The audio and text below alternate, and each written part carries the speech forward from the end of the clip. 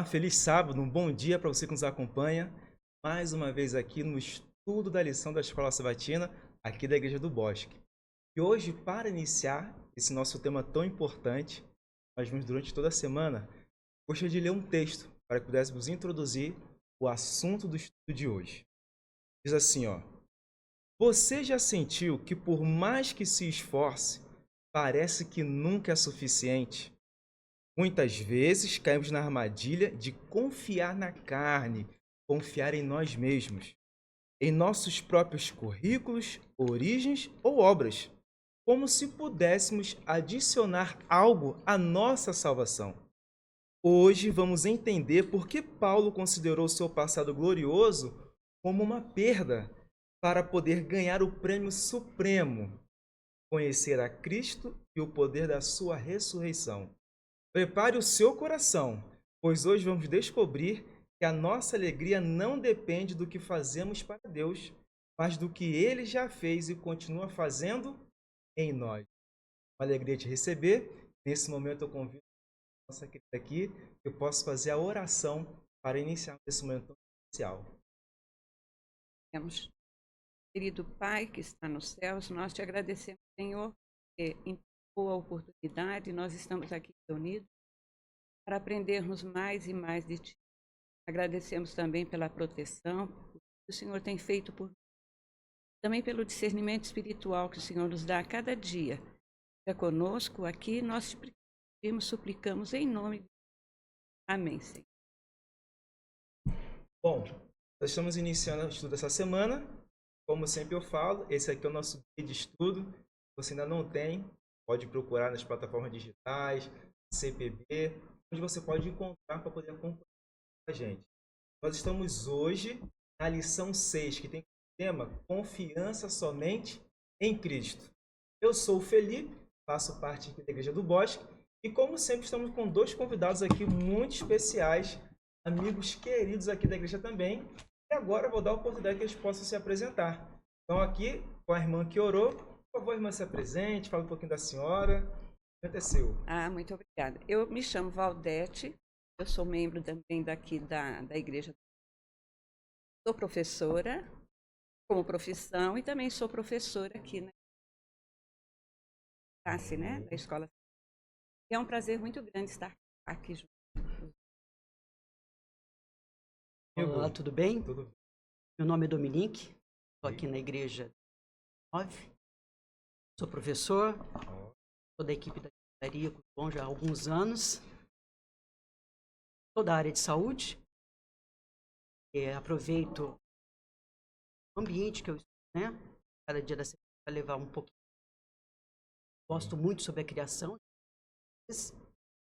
no meio onde a maioria das pessoas são evolucionistas, né, eu vou ali no meio e falo muito da criação de Deus. E é uma grande oportunidade. Eu agradeço mais uma vez a oportunidade e a confiança de estar. Bom, então vamos iniciar o nosso estudo. Essa semana fala sobre os Filipenses e Colossenses. E o personagem que nós vamos sempre estar falando, citando, é Paulo, porque Paulo ali fundou as igrejas, cuidou das igrejas, escreveu para as igrejas. Então, Paulo está no contexto do que nós estamos tratando durante esses 13 estudos que vamos estar recapitulando aqui a cada semana. Bom, a introdução aqui que eu tenho diz o seguinte, ó: a salvação, ela é um dom gratuito, né? A gente sabe, entende que Deus nos dá a salvação, que é recebido pela fé e não são méritos próprios nossos, dom de Deus. Mas nós temos uma tendência a confiar nos nossos esforços para ter a salvação. Aí a gente já começa a ver que existe assim um problema com aquilo que Paulo elaborou, entendeu, deixou de inspiração para o que nós, às vezes, temos na prática da vida, do dia a dia. E Paulo ele levava a sério a pureza do evangelho, porque tinham falsos mestres, ensinadores, que eles estavam ensinando que tinham práticas humanas que precisavam ser realizadas para nos capacitar à salvação.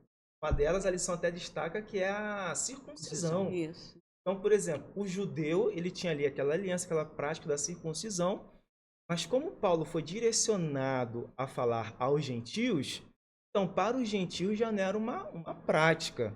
Mas os judeus entendiam que se o gentio queria servir a Deus, ele tinha que praticar a circuncisão.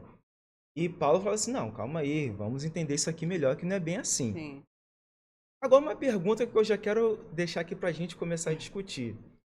Por que existe algo em nós que sempre nos leva à tendência de pensar que nós temos que fazer algo para a nossa salvação, que seriam as obras?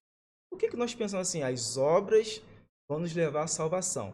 Agora, se as obras não nos levam à salvação, qual é a importância dela na vida do cristão?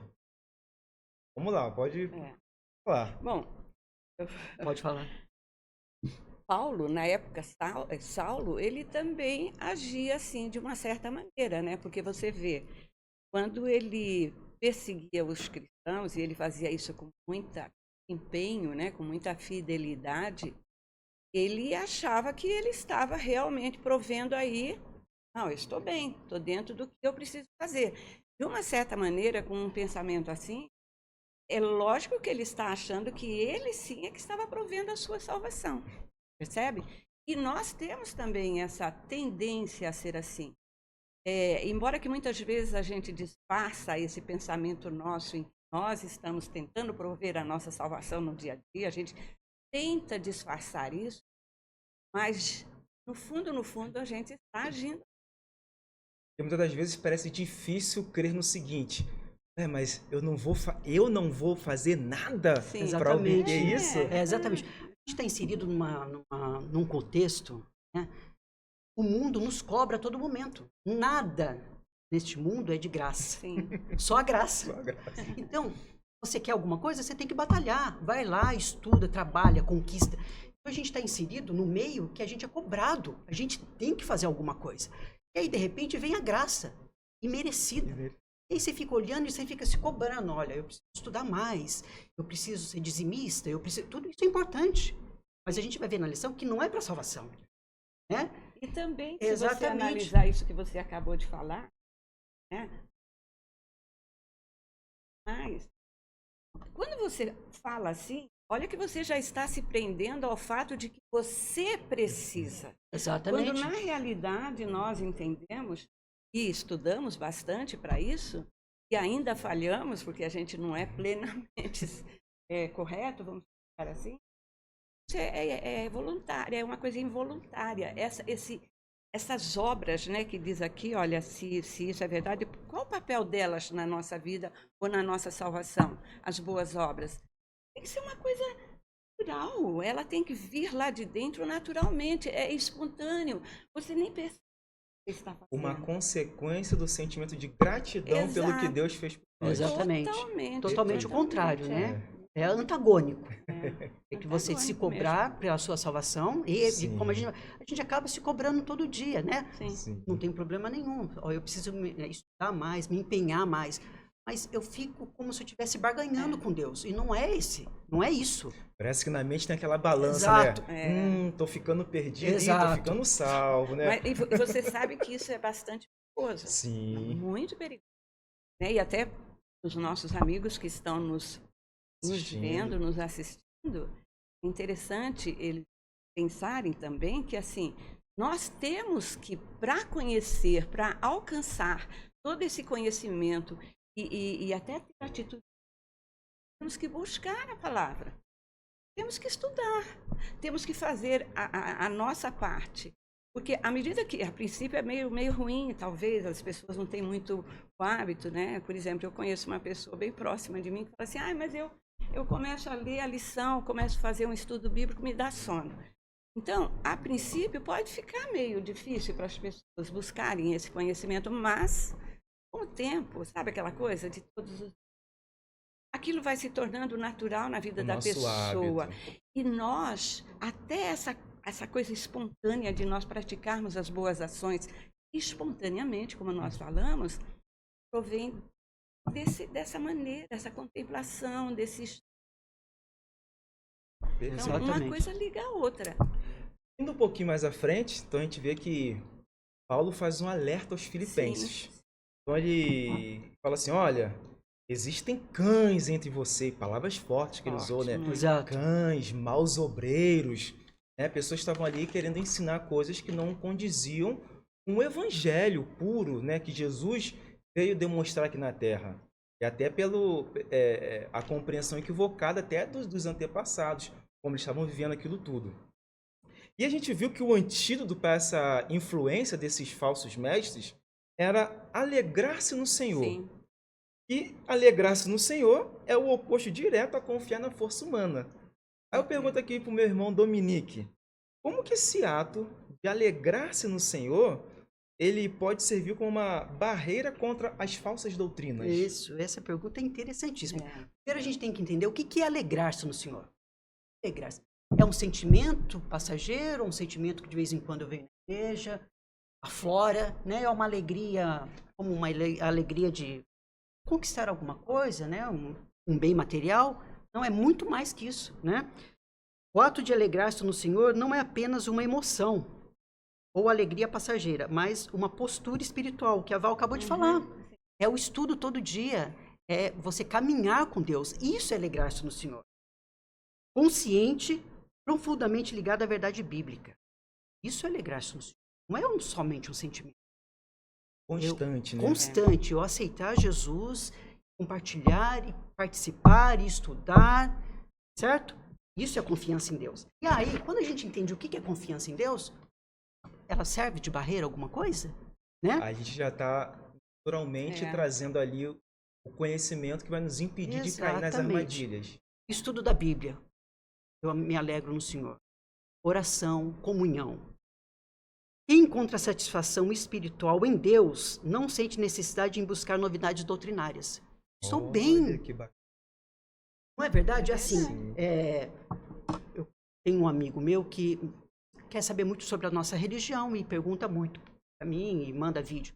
E aí ele fala assim para mim, eu vou mandar vídeos de outras doutrinas para você estudar, e você me respondeu, eu falo assim, mas eu estou satisfeito, eu gosto da minha doutrina, eu quero estudar a minha doutrina, eu quero me aprofundar na verdade bíblica. Sim. É importante? Mas para mim, eu já estou satisfeito. Eu não preciso pesquisar e perguntar, porque eu tenho a verdade na minha igreja. Entendeu? Então, isso é uma barreira contra as falsas doutrinas. Bacana. Né? É. As falsas doutrinas frequentemente seduzem corações espiritualmente vazios. Olha o perigo. Então, essa alegria no Senhor é uma coisa, é uma base que você tem. Então, você pode ser atacado, né? Intimidado de alguma maneira, mas você está em Cristo, com aquelas verdades. Isso é alegrar-se no Senhor, né? E as falsas doutrinas exploram muito o medo, a ansiedade, a culpa e a promessa de prosperidade. Verdade. É isso que a gente vê. Falando para ele, estou alicerçado na palavra de Deus. Ando com ele. Quer dizer, isso que tem aí fora não vai me abater. Logicamente que tribulações, preocupações eu vou ter, mas eu vou estar baseado na lei de Deus e alegrando-me no Senhor. E posso comentar só um pouquinho? Realmente é assim que acontece, mas existe uma coisa para aquele que busca a palavra, aquele que estuda e que se envolve com uma coisa que pode esquecer. É assim, esse espiritual, e isso, já falo isso há muito tempo, e não só no nosso meio. Falo também na minha família, que nem todos professam a mesma fé que eu professo. Falava com meus alunos, né? Mas, a partir do momento que nós estudamos a palavra do Senhor, nós vamos adquirindo discernimento espiritual, que é uma armadura, sabe? Nos protege. Você pode participar de qualquer reunião, algum debate, mas você está ali na sua casa. Sabe o que você... Eu sei em quem eu tenho crido. Pronto, você não se influencia. Não se deixa influenciar, né? E ia falar? Só para fechar essa pergunta, não é isso mesmo. A falsa doutrina prospera quando Cristo deixa de ser o centro. Ia fechar essa pergunta. Perfeito. Ela prospera, quer dizer, o inimigo vai nos atacar sempre que Cristo é o centro. Se a gente está bem alicerçado. gente está falando assim, Paulo era uma pessoa que estava fazendo esse combate, mas a lição nos apresenta o seguinte, que ele demonstrou assim aquele currículo, vamos dizer assim, aquele currículo invejável, né? Com certeza. Então ele falou assim, olha, eu fui circuncidado no 8º dia, então a ênfase no 8º dia, porque era a maneira correta de ser feito. Isso era o certo dos O certos. certo dos certos. O 8º dia, eu sou da tribo de Benjamim, sou um fariseu zeloso, repreensível segundo a lei. Então, assim, aqui, fala assim, nossa, não tem ninguém que possa bater Paulo aí, né? Mas, e ao mesmo tempo, aquilo ali se tornava uma barreira, todo esse currículo invejável, toda essa condição, assim, máxima de fariseu zeloso, Sim. acabou se transformando numa barreira para ele poder experimentar o verdadeiro evangelho que Jesus queria na vida dele. Aí, vendo com a irmã Valdete, pergunto, por que essas qualidades, e aqui tem até a lição estava assim, as qualidades positivas na vida anterior de Paulo acabaram se tornando obstáculos para a sua fé? Então, essas qualidades positivas dentro do erro, né, que nós sabemos, né, que era a primeira vida que Paulo levava, né, a vida essa dele, causou uma cegueira espiritual nele. Porque aquilo é como se tudo aquilo que para eles, no caso, né, a lei judaica, que para eles era tão importante, e eles faziam aquilo com uma fidelidade, né, fazendo com as coisas de uma maneira até para não correr o risco de ser dominado ser de dominado novo por qualquer. Então eles criavam até leis em cima de leis. Então isso criou nele uma barreira espiritual. Olha que ele perseguia os cristãos, né? Os cristãos que criam em Cristo Jesus. Eles, Paulo, eles não criam nesse Cristo. Para eles isso estava totalmente fora de cogitação. Então isso foi enraizando dentro dele, criando dentro dessa positividade que eles achavam, e que eu acho até que muitos até hoje acham isso, criou uma barreira para ele entender o lado espiritual verdadeiro. Olha que foi preciso, e vou entrar um pouquinho aí nessa parte, foi preciso ele, mais adiante, ele levar um tombo, né? E ficou até uma coisa sobrenatural nesse momento, dessa mudança de vida, né? Dessa positividade que Saulo, na época, achava que era a vida dele, para o que ele veio a se tornar depois. Então, umas atitudes respeituosas, perseguição e tudo mais, era totalmente errado. Ele não via o lado espiritual da coisa. Depois ele vai fazer equiparar essas duas atitudes antes e depois, ele vai observar como que ele está. Não era simplista, mas era bem mais simples do que eles procuravam procuravam viver. Muito mais simples. Até para nós, né? Que se esforçavam demais para se Exato. mostrarem justos, e a justificação a gente já... Então, e você vê que quando falava, né, no lado da circuncisão, depois adiante, né, depois que ele conheceu a verdade mesmo, e ele aceitou essa verdade, ele vai ver que essa circuncisão não precisava ser uma circuncisão física. A carne. Uma carne, né? Uma coisa que... Mas uma circuncisão de maneiras de ser, né? E hoje nós trazemos isso, né? É realmente tudo isso. E dentro desse contexto, como que hoje nós podemos identificar essas credenciais modernas que podem estar conosco hoje, nos nossos dias, que tentamos usar para impressionar a Deus? Lembrando que Paulo, quando ele estava indo pela estrada leve, né? Nossa, lá eu, né? Não sei. Estou ensinando um pouquinho, porque o professor tem mania dessas coisas, né? Nossa, lá vou eu, né? Com a minha carta. Dar as pessoas lá de dentro, prender, ajudar. Estou autorizado na palavra. Potencial. Estava com uma potencial altíssimo, né? Exato. Agora, a pergunta é para nós, né? E hoje, essas credenciais modernas que tentamos usar para impressionar a todos. E é verdade mesmo. Eu diria assim, particularmente para nós, adventistas, pode ser assim, nós temos nos 10 mandamentos na Na totalidade. Então, é. somos nós aqui. o Não, e aí restante- você sai com uma faixa aqui, um cartaz, um crachá, né? Que fala. Crachá, né? Sou adventista. Guardo os 10 mandamentos. Exato. Percebe isso? Nossa, isso é perigosíssimo. Nos afastando do plano original de Deus. Exato. Isso é perigosíssimo. Porque sabe por quê, ô Felipe? Eu posso. Não sei quanto tempo eu tenho, mas você me dá um sinal, para. Vamos lá, estamos na metade já Na do tempo. metade. Então, veja, eu trabalhei 24 anos na escola católica. Totalmente católica. Entendeu? Então, quando eu me apresentei, quer dizer, no primeiro momento em que eu me apresentei como adventista do sétimo dia, foi exatamente quando teve uma festa do dia, isso no sábado. Eu não fui. Preparei os meus alunos e não fui. E depois, quando eu voltei na segunda, eu fui cobrada. Aí eu expliquei para o meu patrão, mas aí foi o decorrer dos anos todinho nessa luta, até que ele entendeu o que era. Por quê? Porque eu falei para ele assim, tá? Diretor, eu não virei festa, mas os meus alunos estarão preparadíssimos para participar. Ah, mas os pais reclamaram que você não estava. Nossa, que bom que eles sentiram a minha falta. Sabe assim? Então, é assim, eu poderia usar uma crença, nossa, tem uma lei que me protege, né? Tem advogado. Tá?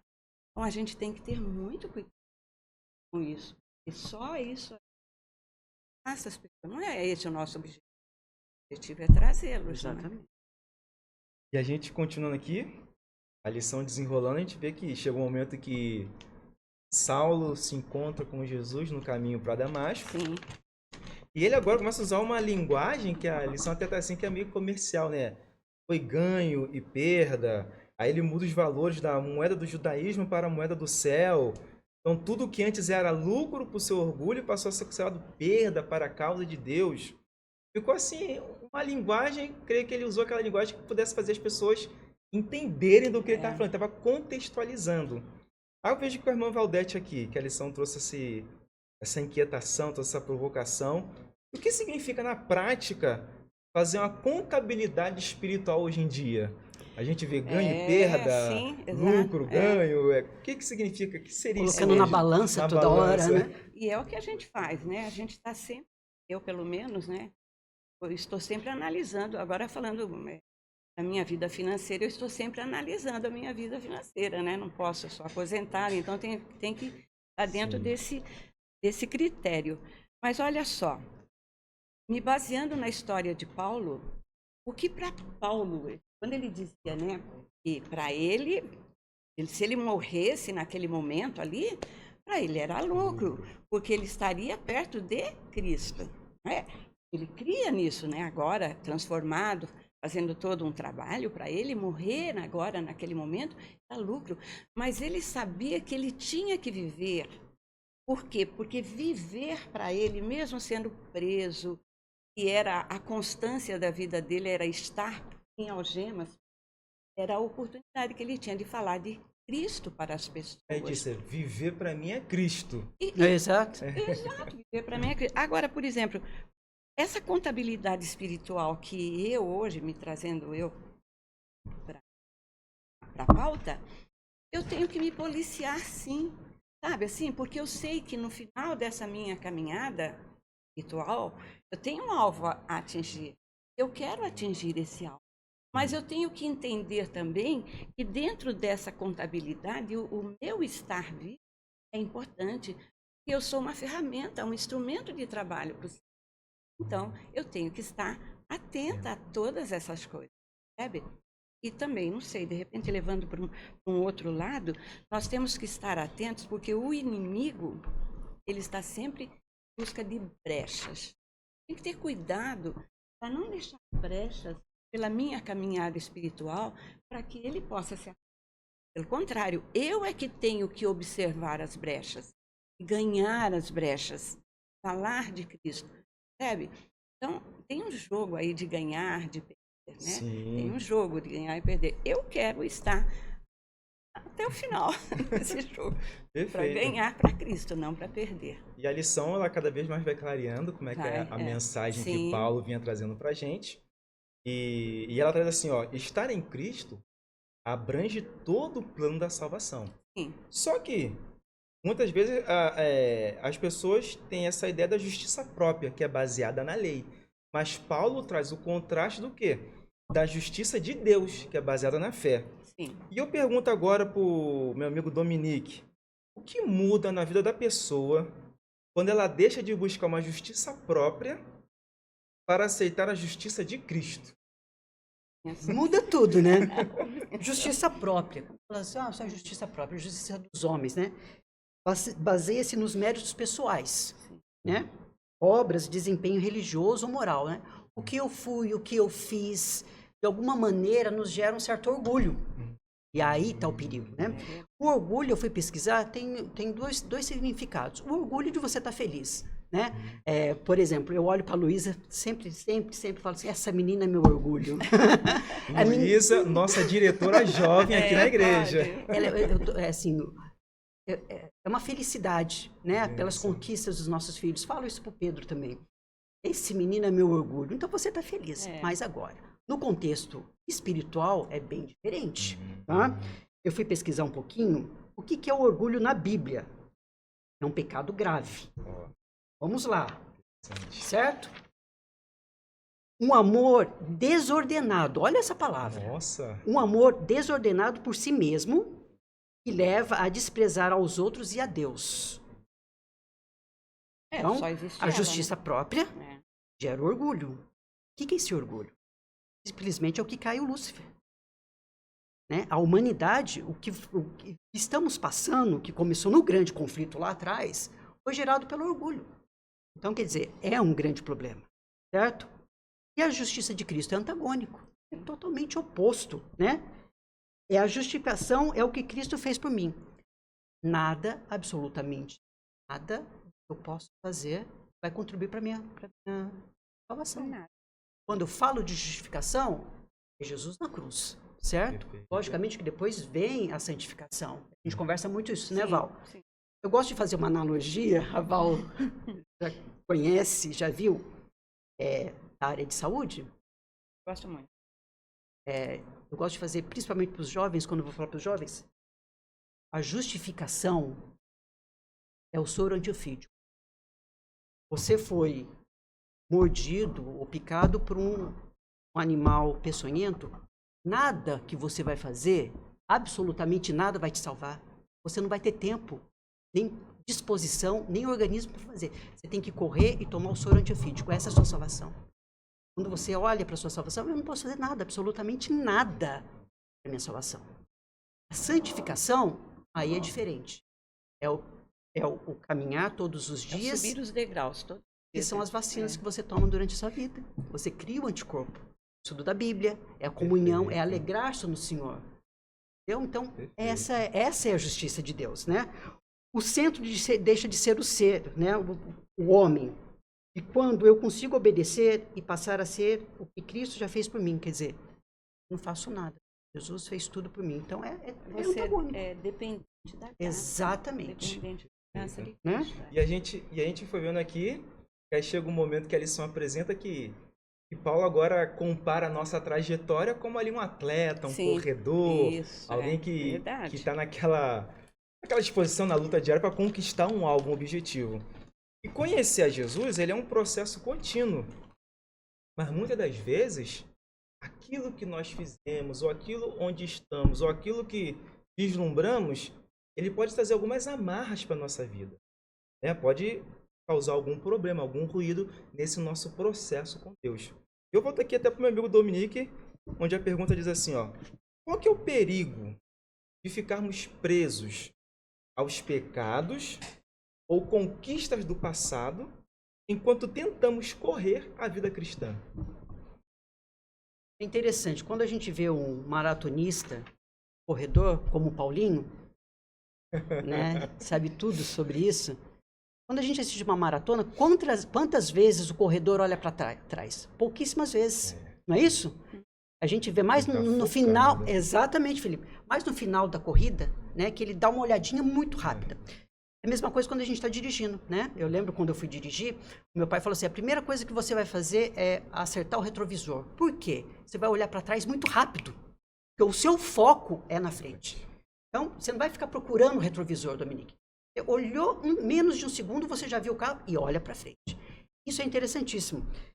Ficar preso aos pecados do passado enfraquece a fé na justificação. Puxa vida, eu estou olhando para meus pecados, onde está Cristo nisso? Então, se a gente colocasse, né, numa régua, né, pecados, os meus pecados no passado, no meio a justificação, no final, o juízo. Se eu tiro Cristo e só fico olhando para o passado, aonde que eu estou? Certo? Foco excessivo no eu e não na cruz produz medo constante do juízo. Você tirou o juízo, você tirou o seu advogado. Você só está olhando para o seu pecado e para o juízo. Vai ver com medo. Exatamente. E a gente sabe que é totalmente oposto. Jesus é nosso advogado, ele está nos defendendo. A gente tem que alegrar-se no juízo. Sim. Não é isso? Alegrar-se no Senhor. Certo. Pecados confessados estão perdoados e apagados. Está lá em 1 João 1:9. Né? Permanecer na culpa e na prática negar a eficácia do sacrifício de Cristo. Olha o que a senhora Ellen White fala. Não devemos desonrar a Deus duvidando do seu perdão. Entendeu? Forte. Então, é forte. Quer dizer, é uma corrida constante. E Paulo conhecia muito bem isso. Né? Ele estava inserido no meio, naquele meio greco-romano, Grécia, Roma, os jogos. Ele usa essa linguagem. Ele usa muito essa linguagem. Eu fui pesquisar sobre o corredor, alcançar a vitória. Então, quer dizer, ele sabe que a gente está focado e é sempre para frente. Né? Perfeito. Já pegando o gancho no que o Dominique falou sobre esse comportamento, como é que tem que estar focado, aí eu pergunto para a irmã Valdete, como que a certeza que a salvação é um dom de Deus, não é fruto das obras, traz uma liberdade emocional para quem sofre com culpa? Bom, a resposta é bem objetiva, né, assim. Mas eu vou entrar um pouquinho, vou detalhar ela um pouquinho mais. Veja, quando Paulo, eu estou colocando Paulo sempre como um exemplo, porque faz parte da nossa missão, certo? Sim. Assim como Paulo, lá na estrada para Damasco, ele teve aquela mudança drástica na vida dele, óbvio, ele não saiu de lá com... O Senhor não apagou da memória dele, não fez uma amnésia, esquece tudo, segue um novo caminho. Não, ele conviveu com aquilo que ele tinha feito no passado. Não é verdade? Ele conviveu várias coisas atrozes que ele fez no passado. Mas ele não ficou sofrendo e maldizendo, certo? Ele assumiu essa nova postura, ele aceitou Jesus como o Senhor, Salvador. Então, ele aceitou o perdão. Abriu a mente dele, ele aceitou o perdão, porque é óbvio que o seu Senhor estava ali chamando ele para ser o novo Estevão, né? Que ele havia presenciado a morte dele. Claro que o Senhor perdoou ele. Então, será que Paulo passou a sofrer? Então, ele tinha duas características, uma de sofrimento pelo passado e outra de alegria pelo presente? Não. Difícil. Não. Por quê? Porque ele sabia que havia errado. E agora as coisas seriam diferentes, como foram diferentes. Ele passou a vida inteira assim. Mas olha, ele buscou aproximar-se de Deus. Ele buscou o entendimento, a palavra, a contemplação. Você vê que mesmo no sofrimento dele, ele cantava, ele orava. Ele acreditou no lenitivo de Jesus para a vida dele, né? Piamente nisso, não é verdade? E assim nós somos pecadores, óbvio, né? Eu acho que até o último instante, pegarmos lá naquele momento final, que o Senhor vai separar, né? Todos aqueles que o amam, aqueles que o amam. Acho que até aquele momento nós estaremos sempre assim, buscando ao Senhor, sabe, assim, se policiando, porque, irmão, quando nós nos aproximamos de Deus, aprendemos a significação daquilo que nós lemos, efetua-se mudança em nós. Temos que crer nisso, Óbvio que eu não vou sair dali dos meus estudos com a mãozinha postas. Não vou sair assim. Mas eu vou sair com um aprendizado. Então, eu vou sair com um policiamento, sabe? Aqui, a pergunta que você me fez, ela é bem objetiva.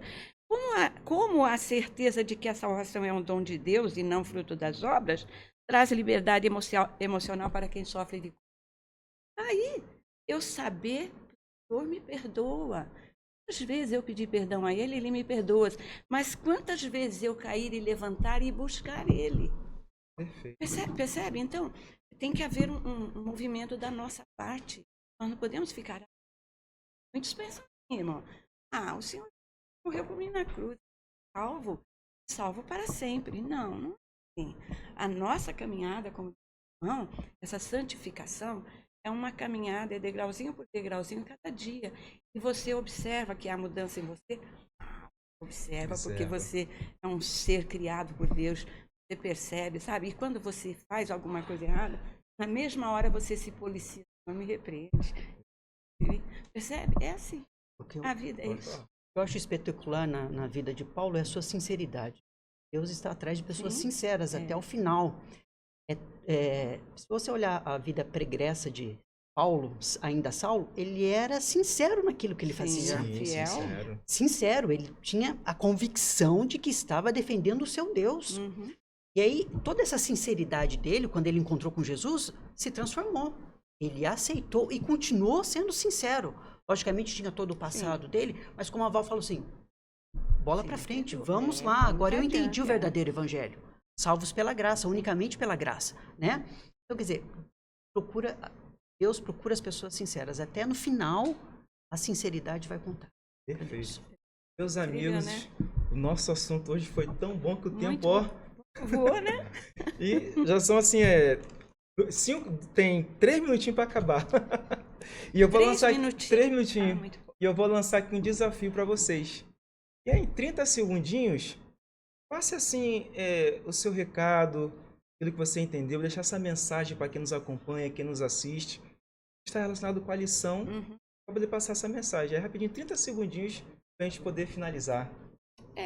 Eu desejaria, né? É um desejo de todos nós, que você que me ouve, que está nos assistindo, busque a palavra do Senhor. Né? Precisar de uma ajuda, nós aqui na igreja, assim,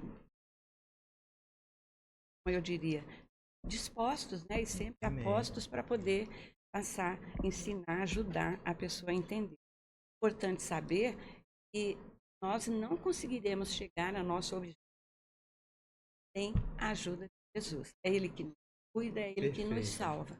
E para nós termos essa ajuda de Jesus, é preciso que nós aceitemos Ele e busquemos a sua palavra, ter cada dia mais, para que ter mais, ter ocupados com o aprendizado. Exato. Deus se preocupa com cada um. E quando Jesus ascendeu aos céus, ele deixou o Consolador. Né? É através do Consolador que estamos na santificação. Né? Eu aceito a justificação, mas é o Consolador que está do meu lado todos os dias, como a Val falou, estudando a Bíblia. Então eu convido os irmãos a estudarem, a se empenharem. Primeiro, aceitar a justificação, logicamente, que é de graça, né? É uma conta impagável. E estudar, se empenhar, porque vai voltar e queremos estar todos nós com Ele. Amém. Meu amigo, você que nos acompanha, muito obrigado por ter ficado até este momento. Nós estamos encerrando a nossa conversa assunto de hoje, mas ele vai continuar. Semana que vem estaremos aqui mais uma vez. Teremos aqui mais um trio também especial para compartilhar os ensinamentos, os aprendizados com você. Nós agora iremos continuar a adoração ao nosso Deus, iremos para outro momento do nosso culto e você continua convidado a participar e a assistir tudo o que vai acontecer. Com um prazer tê-lo aqui conosco. Se você tiver um pedido de oração, deixe aí, não esquece de compartilhar, de curtir este vídeo, porque ele vai poder chegar assim para muitas outras pessoas e assim esse ministério, aquilo que nós fazemos aqui, com um coração tão agradecido a Deus, vai alcançar muitas pessoas. Muito obrigado aqui pela sua presença e até semana que vem. Tchau, bom sábado.